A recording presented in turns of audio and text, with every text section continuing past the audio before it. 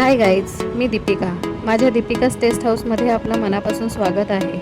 तर आजची आपली रेसिपी आहे साबुदाणा खिचडी. तर चला सुरुवात करूया.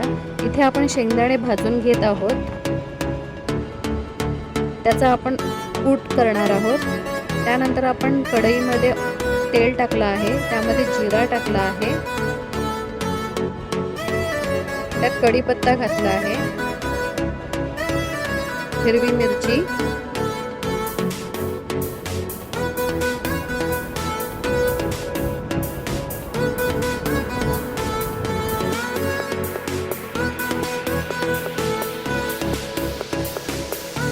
इथे आपण मध्यम आकाराचा एक बटाटा घेतला आहे.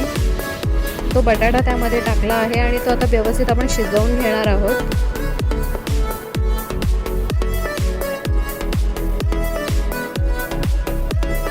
तर बघा, बटाटा व्यवस्थित शिजला आहे.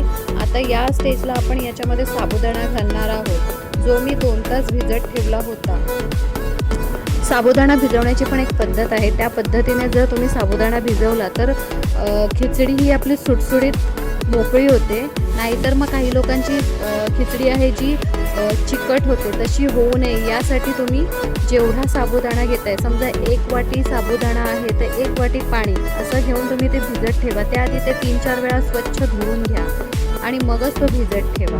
तसं जर तुम्ही केलात तर ती खिचडी सुटसुटीत होते.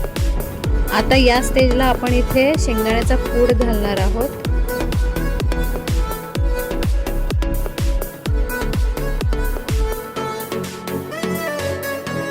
चवीनुसार मीठ घालणार आहोत.